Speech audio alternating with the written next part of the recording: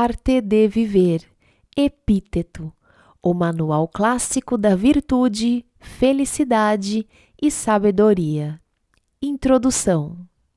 Epíteto foi um conferencista que não deixou escritos filosóficos.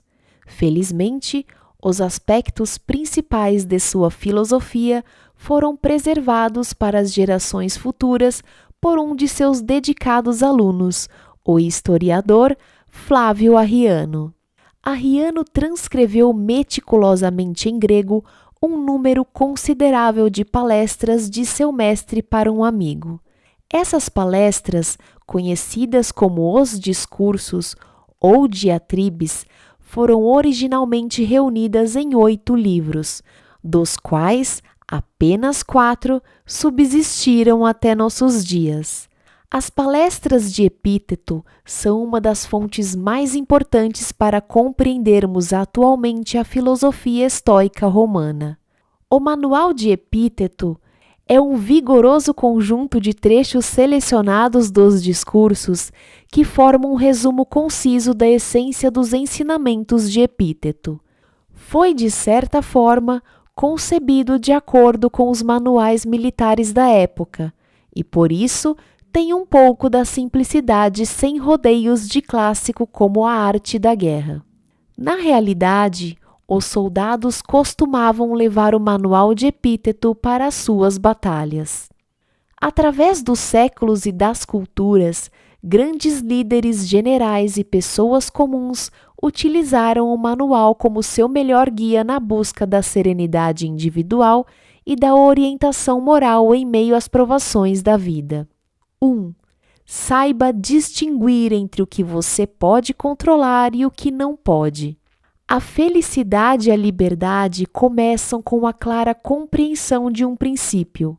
Algumas coisas estão sob o nosso controle e outras não estão.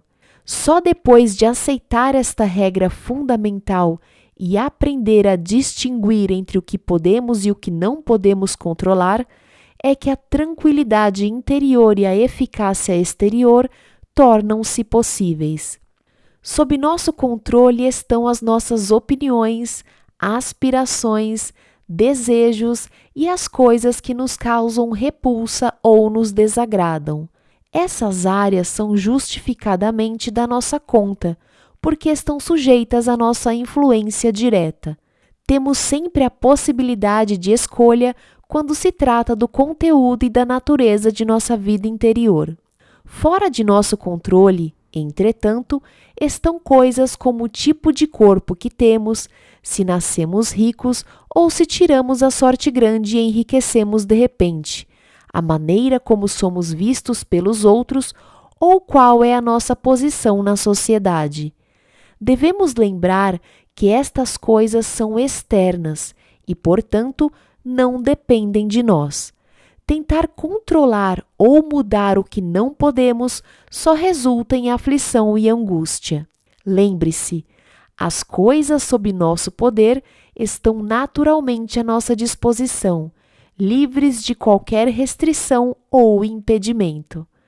As que não estão, porém, são frágeis, sujeitas à dependência ou determinadas pelos caprichos ou ações dos outros.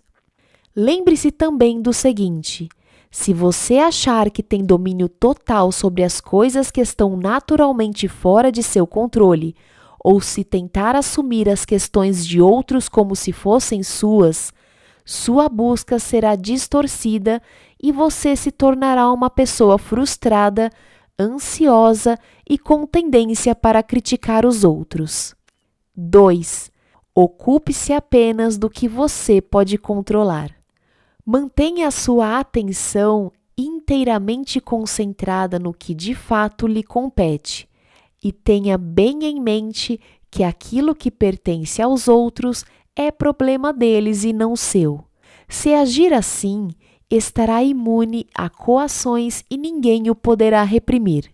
Será verdadeiramente livre e eficiente em suas ações, pois seus esforços estarão canalizados para boas atividades e não tolamente desperdiçados em críticas ou confrontos com outras pessoas. Tendo conhecimento e dando atenção ao que de fato lhe compete, não será obrigado a realizar qualquer coisa contra sua vontade. Os outros não poderão feri-lo, você não fará inimigos ou será prejudicado. Se o seu objetivo é viver de acordo com estes princípios, lembre-se de que não será fácil. Você deverá abrir mão inteiramente de algumas coisas e adiar momentaneamente outras. É possível que até mesmo precise privar-se de riquezas e poder se quiser atingir a felicidade e a liberdade. 3. Reconheça as aparências pelo que realmente são. De agora em diante, pratique dizendo para tudo que parecer desagradável: isto é só aparência e de modo algum o que parece ser. E então, examine cuidadosamente a questão de acordo com os princípios que acabamos de considerar. Em primeiro lugar, esta aparência se refere às coisas que estão sob meu controle ou às que não estão. Se a questão estiver relacionada com qualquer coisa fora de seu controle, treine a si mesmo para não se preocupar com ela. 4. Os desejos exigem sua própria realização. Nossos desejos e aversões exigem satisfação imediata. Os desejos ordenam que nos apressemos para obter o que queremos, e as aversões insistem que evitemos aquilo que nos causa repulsa. Todas as vezes que não conseguimos o que queremos, ficamos desapontados. Quando recebemos o que não queremos, ficamos angustiados. Se, portanto, você procurar evitar apenas as coisas indesejáveis e contrárias ao seu bem-estar natural que estão sob seu controle, não estará sujeito ao que de fato não deseja. Entretanto, se tentar evitar coisas inevitáveis, como doenças, morte ou infortúnios, sobre os quais você não tem nenhum controle verdadeiro, causará sofrimentos a si mesmo e aos que estão à sua volta. Desejos e aversões, apesar de poderosos, não passam de hábitos, e podemos treinar para ter hábitos melhores. Reprima o hábito de sentir aversão por tudo aquilo que está fora de seu controle, e em vez disso, concentre-se em combater as coisas que estão ao seu alcance e que não são boas para você. Faça o possível para ser dono de seus desejos, porque, se você deseja algo que está fora de seu controle, sem dúvida o resultado será uma decepção. Enquanto isso, você poderá estar negligenciando as coisas que estão sob seu controle e que valem a pena desejar. É claro que existem ocasiões em que, por questões práticas, você precisa correr atrás de alguma coisa e deixar outra de lado. Mas faça isso com graça, finura e flexibilidade. 5. Veja as coisas como elas são. As circunstâncias não ocorrem para atender às nossas expectativas. Os fatos acontecem como tem de acontecer. As pessoas comportam-se de acordo com o que são. Acolha as coisas que de fato conseguir. Abra os olhos, veja as coisas como elas são e preserve-se assim da dor causada pelos falsos apegos e os estragos inevitáveis. Pense no que lhe dá prazer. Os instrumentos, sejam quais forem, de que você depende, as pessoas que lhe são caras. Mas lembre-se de que cada uma delas tem caráter próprio, separado, independentemente da maneira como as vemos. Como exercício, pense nas menores coisas às quais você está ligado. Por exemplo, vamos supor que você tem uma xícara favorita. É, afinal de contas, apenas uma xícara, e caso ela se quebre, você pode lidar com o fato. Em seguida, passe para as coisas mais importantes ou pessoas às quais você se sente mais apegado. Lembre-se sempre, por exemplo, quando abraçar seu filho, seu marido ou sua mulher, de que está abraçando um ser mortal. Assim, se um deles morrer, você será capaz de suportar a dor da perda com maior serenidade. Quando algo acontece, a única coisa que está em seu poder é a sua atitude com relação ao fato. Suas alternativas são a aceitação ou o ressentimento. O que realmente nos assusta e desanima não são os acontecimentos externos em si, mas a maneira como pensamos a respeito deles. Não são as coisas que nos perturbam, mas a forma como interpretamos seu significado. Pare de se atemorizar com noções irrefletidas, reações impulsivas e com suas impressões sobre como as coisas são. As pessoas e as coisas não são como desejamos que sejam, nem o que parecem ser, são aquilo que são. 6.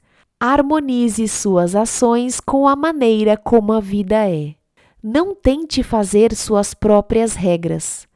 Comporte-se em todas as questões, grandes e públicas, pequenas e domésticas, de acordo com as leis da natureza. Harmonizar sua vontade com a natureza deveria ser o seu maior ideal. Onde você pode praticar esse ideal? Nos detalhes de sua vida diária, com suas tarefas e deveres pessoais e específicos. Quando você realizar essas tarefas, tais como tomar banho, por exemplo, faça-o tanto quanto lhe for possível em harmonia com a natureza. Quando comer, tanto quanto lhe for possível, faça-o em harmonia com a natureza. E assim por diante. O que fazemos é menos importante do que a maneira como o fazemos. Quando compreendemos realmente este princípio e vivemos de acordo com ele, embora as dificuldades continuem a surgir, já que também são parte da ordem divina, ainda assim será possível se ter paz interior. 7. Não são os acontecimentos que nos ferem, mas a visão que temos deles. As coisas em si não nos ferem ou nos criam obstáculos, nem as outras pessoas. A questão está na forma como as encaramos. São nossas atitudes e reações que nos criam problemas.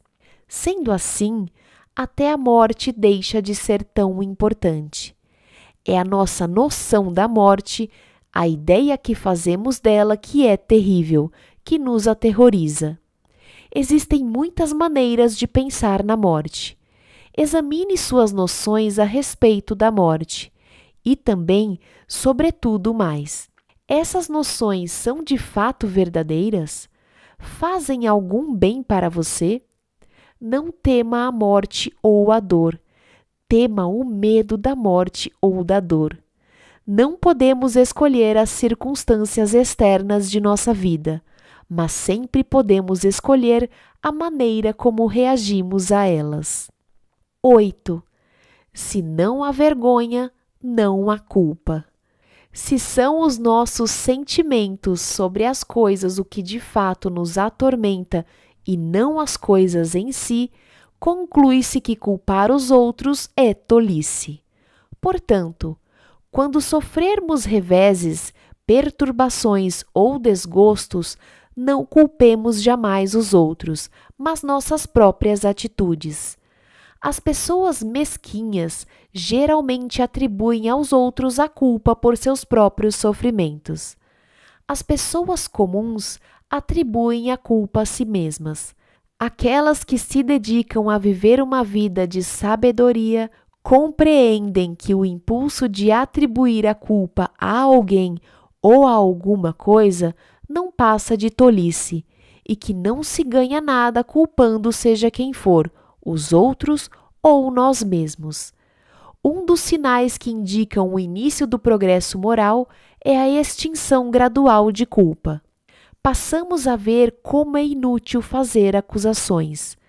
Quanto mais examinamos nossas atitudes e trabalhamos o nosso íntimo, menos estamos sujeitos a ser assolados por tempestuosas reações emocionais nas quais buscamos explicações fáceis para aquilo que nos acontece.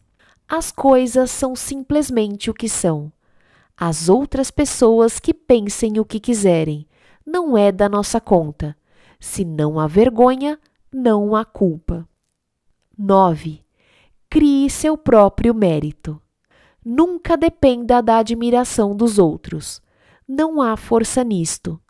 O mérito pessoal não pode derivar de uma fonte externa. Não é encontrado nos relacionamentos pessoais nem na consideração de outras pessoas. É um fato da vida que os outros, mesmo aqueles que o amam, não concordem necessariamente com suas ideias, nem o compreendam ou partilhem seus motivos de entusiasmo. Cresça. Não é importante o que os outros pensam de você. Crie seu próprio mérito. O mérito pessoal não pode ser adquirido pelo nosso relacionamento com pessoas de mérito. Você recebeu um papel a desempenhar e um trabalho a cumprir. Faça-o bem agora. Dê o melhor de si e não se preocupe com quem o está observando. Faça o seu próprio trabalho sem se importar com as honrarias ou a admiração que vem dos outros. Não existe mérito indireto.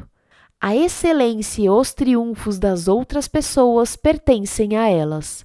Da mesma forma, as coisas que você possui podem ser excelentes, mas a sua excelência pessoal não deriva delas. Pense nisto. O que é realmente seu? O que realmente lhe pertence? É o uso que você faz das ideias, recursos e oportunidades que cruzam seu caminho. Você tem livros? Leia-os. Aprenda com eles. Aplique a sabedoria que está contida neles. Você possui conhecimentos especializados? Faça bom e pleno uso deles. Você tem ferramentas? Vá buscá-las e construa ou conserte coisas com elas. Você tem uma boa ideia? Persiga-a e leve-a até o fim. Tire o maior proveito possível daquilo que você tem, do que é seu de verdade. Você ficará merecidamente feliz e à vontade consigo mesmo quando harmonizar suas ações com a natureza, reconhecendo o que é verdadeiramente seu. 10. Concentre-se em sua principal obrigação. Existe tempo e lugar certos para diversão e distração, mas você nunca deve permitir que elas passem por cima dos seus verdadeiros objetivos pessoais. Se você estivesse viajando e o navio ancorasse em uma enseada, você poderia ir à terra em busca de água e no caminho parar para pegar uma concha ou colher uma planta, mas precisaria ter cuidado e ouvir o chamado do capitão. Manter-se atento ao navio. Distrair-se com bobagens é a coisa mais fácil do mundo. Se o capitão chamasse, você teria de estar pronto para deixar de lado essas distrações e voltar correndo, talvez até sem tempo de olhar para trás. Se você não for jovem, não se afaste muito do navio, ou poderá não ter tempo de chegar lá quando o chamarem. 11. Aceite os acontecimentos à medida que ocorrem. Não exija ou espere que os acontecimentos ocorram à medida que você deseja que eles ocorram. Aceite os acontecimentos quando eles realmente ocorrerem. Dessa forma, a paz torna-se possível. 12. Sua vontade está sempre sob seu poder. Nada pode de fato fazê-lo parar. Nada pode realmente impedi-lo de prosseguir, porque a sua vontade está sempre sob seu controle. A doença pode desafiar seu corpo. Mas será que você é só um corpo? Suas pernas podem estar incapazes de andar. Mas você não é somente um par de pernas. Sua vontade é maior do que as suas pernas. Sua vontade não precisa necessariamente ser afetada por algum incidente, a menos que você permita. Lembre-se disso com relação a tudo que acontece com você. 13. Utilize integralmente o que acontece com você. Cada dificuldade na vida nos oferece uma oportunidade para nos voltarmos para dentro de nós mesmos e recorrermos aos nossos recursos interiores escondidos ou mesmo desconhecidos. As provações que suportamos podem e devem nos revelar quais são as nossas forças. As pessoas prudentes enxergam além do incidente em si e procuram criar o hábito de utilizá-lo da maneira mais saudável. Quando houver um acontecimento imprevisto, não reaja impensadamente. Volte-se para seu íntimo e pergunte a si mesmo de que recursos dispõe para lidar com aquilo. Mergulhe fundo. Você possui forças que provavelmente desconhece. Encontre a que necessita nesse momento. Use-a. Se o momento é de dor ou fraqueza, use a sua capacidade de resistência. Se você sofreu uma agressão verbal, recorra à paciência. Com o passar do tempo e a consolidação do hábito de combinar o recurso interno adequado com cada incidente, a sua tendência para ser levado pelas aparências da vida, pouco a pouco vai desaparecer. Desaparecerá a sensação de estar sendo dominado, oprimido pelos fatos o tempo todo. 14. Cuide daquilo que você tem agora. Nada pode ser realmente tomado de nós. Não há nada a perder. A paz interior começa quando, em vez de dizer a respeito das coisas, perdi isto, começamos a afirmar, isto voltou para o lugar de onde veio. Seus filhos morreram, eles voltaram para o lugar de onde vieram.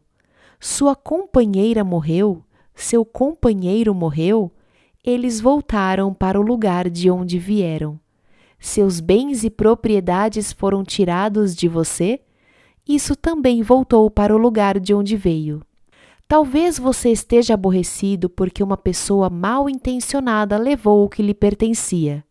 Entretanto, por que sofrer quando o que você recebeu do mundo está sendo devolvido a ele?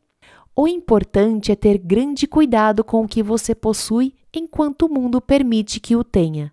Do mesmo modo como um viajante cuida do que está dentro do quarto que ocupa numa hospedaria. 15. A boa vida é a vida com serenidade interior. O indício mais seguro de uma vida superior é a serenidade.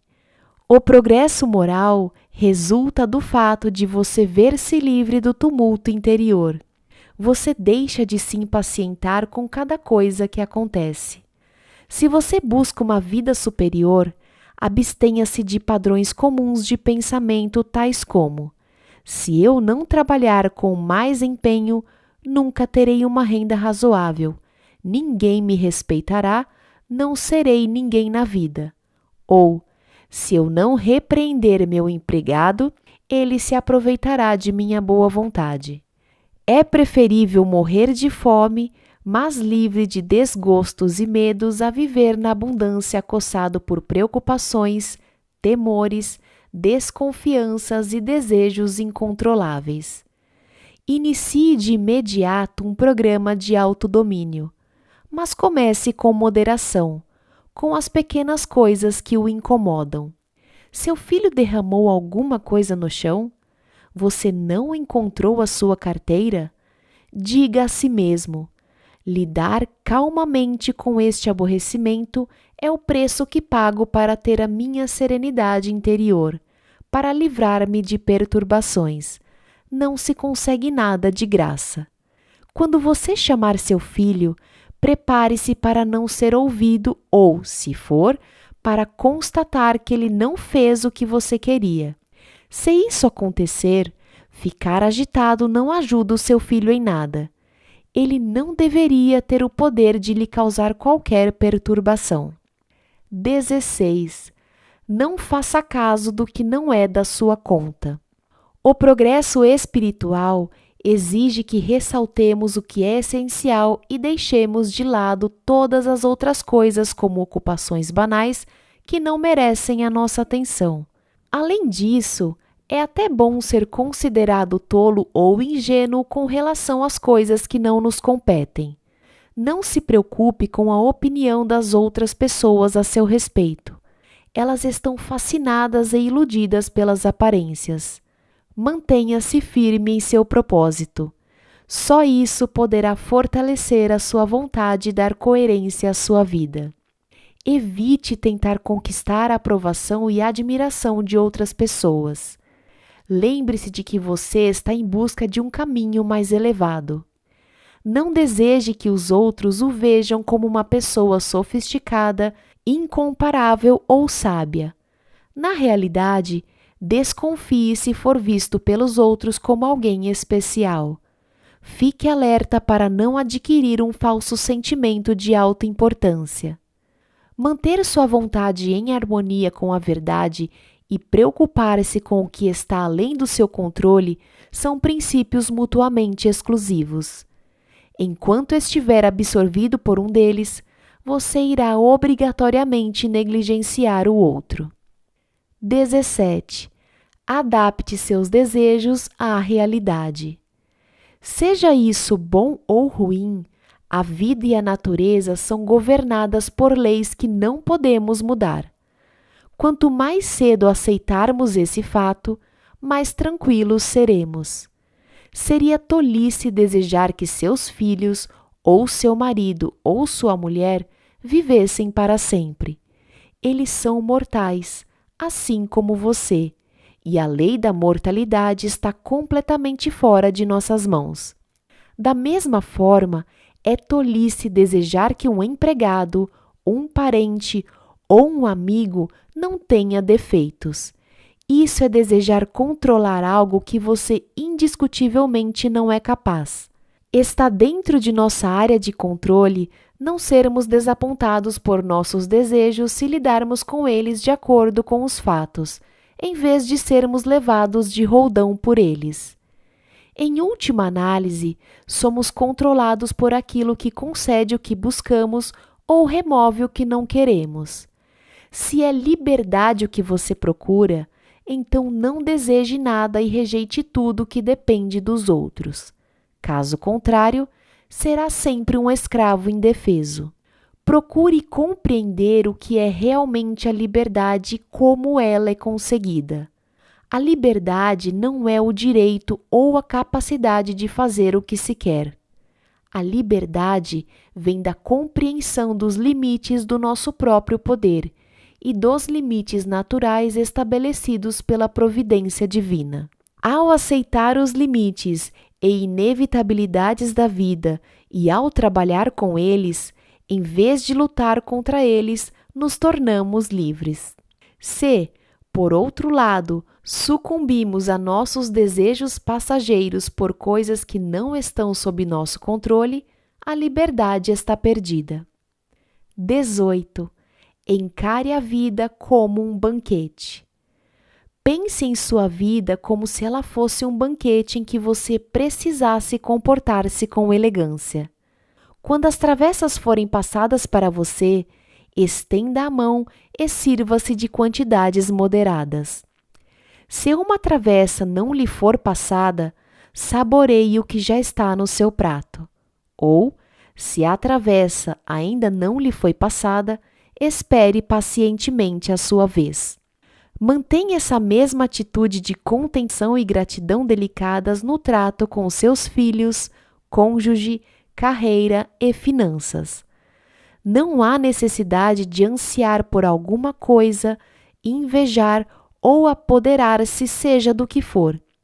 Você receberá sua devida porção quando chegar a sua vez. Diógenes e Heráclito foram modelos impecáveis de pessoas que viveram de acordo com esses princípios em vez de se deixarem levar por impulsos desprezíveis. Tenha como objetivo imitar o valioso exemplo deles. 19. Evite adotar os pontos de vista negativos de outras pessoas. Os pontos de vista e os problemas das outras pessoas podem ser contagiosos. Não pratique uma sabotagem contra si próprio, adotando inconscientemente atitudes negativas e improdutivas pelo seu contato com os outros. Se você encontrar um amigo deprimido, um parente angustiado ou um colega de